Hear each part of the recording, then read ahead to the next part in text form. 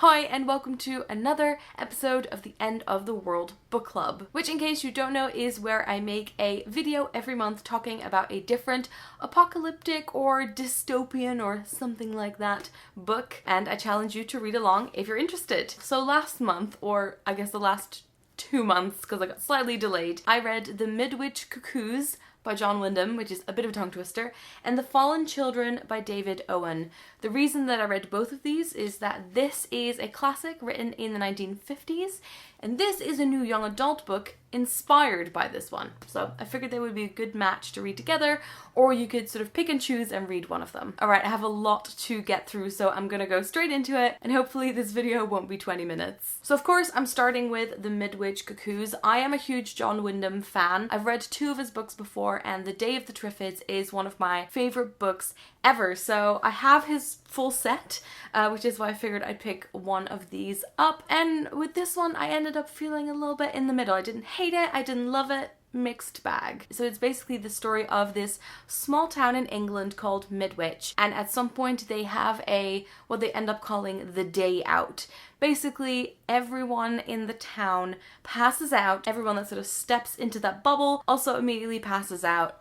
And then a couple of months later, turns out all the women are pregnant. What they end up giving birth to seem like they're normal babies. They have golden eyes, but as they grow up, it turns out there might be something strange about them. So this ends up being a bit of an alien themed story, and not so much a end of the world story as this could potentially be the end of the world if people don't do anything about it. First of all, Wyndham's writing always feels mega British. It always has a bit of a keep calm and carry on attitude to it. It also strangely can become quite funny and a bit slapstick, because quite often either the situation is ridiculous or the characters are a bit ridiculous, or just the way that they're looking at this really serious situation becomes kind of funny in a weird way. So the way they deal with the fact that after a while, after the babies are born, they sort of realize that the babies won't let themselves be taken out of the town, so they'll like try and go for a drive, and then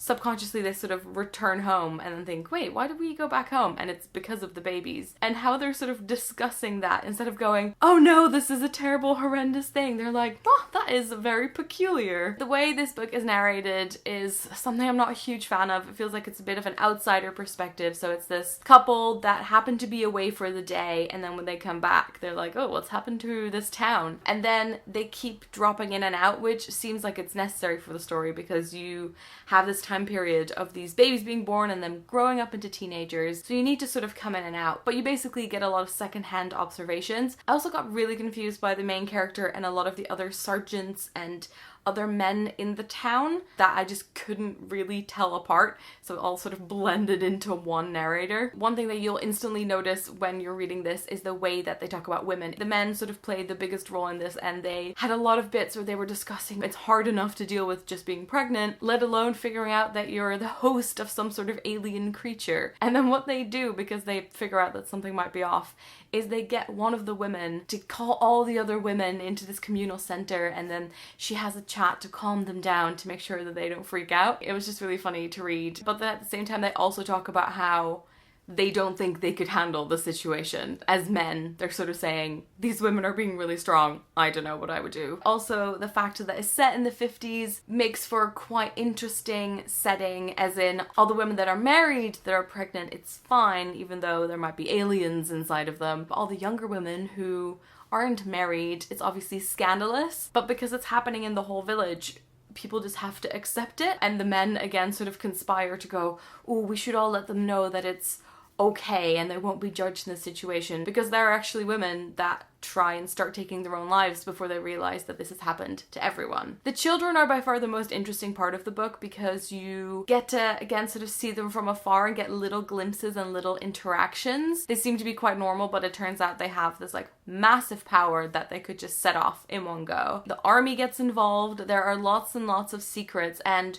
what I found most striking about this book, and that will sort of come back in The Fallen Children, is that somehow it's also very much about mob mentality and what happens if you alienate a group of people and if you don't talk to them, sort of make them feel other. And of course then there's one character who does actually make an effort to like talk to them and make friends with them. And I don't want to spoil the ending, but I thought the ending was absolutely fantastic, and that's somehow related to that, but I'm gonna leave out the spoilers. So those were my thoughts on the Midwich Cuckoos. I enjoyed the story of it more than I enjoyed the actual reading of the book, if that makes sense. I have that with some other books where I just like, I've read it, I don't think I'd read it again, but now the story is in my head and I like having read that story. Before I go to the other book, I just want to talk about one scene that I found especially hilarious, which is when they discover that this has happened to the town, they sort of go to the edge and they have a little bird in a cage on a stick and they hold it out to figure out where it passes out. They're like, oh, this is the border, so when the bird passes out, we can't go any further. And then they stumble upon this road where obviously in the morning, one by one, people have tried to just go into the town as they usually do. So it's like the mailman, the milk guy, the bus, and one by one, they've all sort of driven into it and then passed out. So there's just a bunch of people by the side of the road that they can't reach, so they start getting these hooks and dragging people back out, and I just thought that visual image was hilarious. Alright, back to more serious issues. The Fallen Children by David Owen. The Fallen Children with the subtitle, They Will Rise. Now, as you can see from the cover, this obviously has a bit of an alien vibe on the back as well. You've got the little, what would you call that, like alien beam. This book only came out 1 or 2 months ago, and it actually starts off with a bit of an explanation saying the author watched one of the film adaptations when he was younger, and this book is basically inspired by the Midwich Cuckoos. It's nice to have some context because if you don't really know that's inspired by that, it does get weird quite fast, if that makes sense. And he also mentions that he wanted to use this story to address certain issues that teenagers have to deal with all the time, like not being understood or believed, massive unemployment rates, not having the opportunities in life that you'd want to give people. So that is the context that we're going into this story with. So what happens here is that you follow 4 teenagers and technically 1 adult. They live in this tower block in a council estate in, I'm assuming it's London. It's called the Midwich Estate. They experience what they end up calling the night out. They pass out for half an hour, and then very soon after that it becomes clear that they are pregnant. Just a heads up, as you might have been able to deduce from this, I will also be talking about sexual assault. They don't really know what's happened. It hasn't happened to the whole flat block, so it's just these couple of characters. Their pregnancy actually progresses at quite an alarming rate. So I think they said every day is about 2 weeks. So it becomes obvious very, very quickly that they are pregnant. One of the major differences that you get into immediately is that they address the fact that obviously this isn't some sort of immaculate conception. Basically, they were raped while they were asleep. They sort of immediately notice that that has happened, and that becomes a big part of the conversation as well, which wasn't really discussed in the Midwich Cuckoos. It doesn't become quite clear like what has exactly happened. Other interesting topic that instantly gets discussed is abortion. The babies actually have the sort of same mind control powers as they have in the Midwich Cuckoos, and so they won't let the main characters think about the word abortion, like with the people not being able to leave the town and sort of returning without realizing. It's like almost like that charm in Harry Potter where if muggles come close to Hogwarts, they suddenly remember that they've left the stove on at home, so they go back. Kind of like that, so their mind just sort of is diverted from it. And in the Midwich Cuckoos, there's actually a scene where a doctor is talking about how when it's not public knowledge yet what has happened, there's all these women that are suddenly over-exercising and cycling through the town and throwing themselves downstairs, and it's sort of mentioned very casually, while in this story it becomes like quite a big topic as well. Besides the story of the girls that are pregnant, there is also a guy who's called Morris who had a relationship with one of the girls, and it's also the story of him trying to figure out his place in the world. So he took on some money from this bad guy in the neighborhood that he now has to pay back, and that's sort of looming over him. And when his ex-girlfriend gets pregnant, he suddenly sees that as like that is a way that he can contribute and step up. But obviously this is a bit of a mixed situation. The other thing that I found really interesting is that because it is only a very small group of people that this has happened to in this book compared to the Midwich Cuckoos where it's like a whole town, here suddenly all of society turns themselves against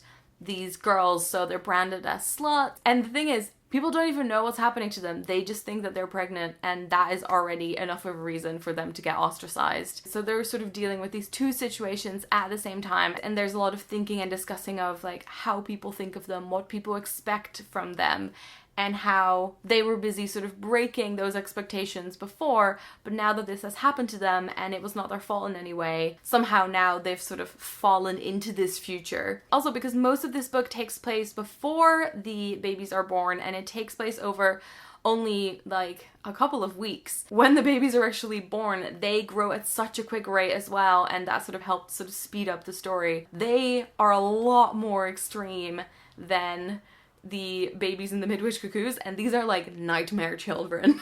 They were terrifying. Like, this could be a good horror film. And again, with them, the theme comes up of expectations. Like, if you treat someone like a monster, do they become a monster? Again, I'm not going to give away the ending of this, but it gets quite out of hand, but has some interesting twists and turns, and again, an ending that I was not expecting. But both stories have in common, and that I kind of wish I had more of, is that you don't actually find out anything about the aliens and about what happened. This is sort of a mysterious setup.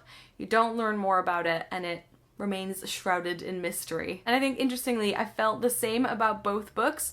So I didn't like massively love them. I didn't dislike them. They were both kind of in the middle for me, but definitely really interesting to read side by side. So if you're going to read one of them, I'd recommend you read both as a combo. So those are my thoughts on the End of the World Book Club picks that I read. Some of you have also been posting pictures of these books on Instagram using the hashtag End of the World Book Club, which is awesome. So if you're reading along, please do so, even if you're reading them after, because I can totally see how you might want to pick up the book after you've seen the video rather than before. My question is, if you have seen one of the two film adaptations, which I think are both called The Village of the Damned, let me know if they're worth watching and which one I should watch first. So of course now it's time to announce the next read, which will be for September. I've actually figured out the books for like the next 12 months. I took out a whole day and just like researched lots of different books, asked you for amazing recommendations, because I wanted to make sure that the list was quite diverse and like a good mix of classics and slightly lesser known titles. So I've settled on them, but for now I'm going to tell you the next 4 books until the end of the year. So for September, my pick is The Parable of the Sower by Octavia E. Butler.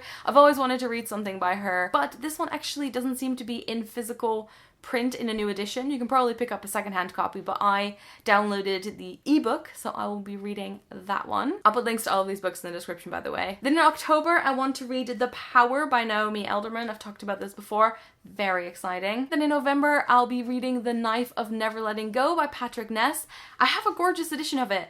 Tried to find it this morning, can't find it, so I'm gonna have to dig that up for November. And then finally in December, I am going to read Blindness by Jose Saramago. I want to say it's pronounced. So yes, lots of exciting reads coming up, so if you want to read along, feel free to join me, get your hands on a copy early. I figured it'd be good to know the reads in advance in case you want to join in. And then finally, you might have already spotted it, my pin that I worked on with Polly from Psy Design is finally out. I'm so excited. I sold some at Summer in the City, but it is now available for purchase online. It says don't crack the spine, so whether you agree with this and you want to buy it for yourself, or you have a friend that agrees with it and you want to buy it as a present, go check it out. It's been so much fun working on this. I'm going to be wearing it myself all the time, and I hope you like it as much as I do. Alright, I'm slowly overheating in this room, so that is the end of this video. Thank you so much for watching. If you have any thoughts on these books, do leave them in a comment below. And that is it for me. Doei!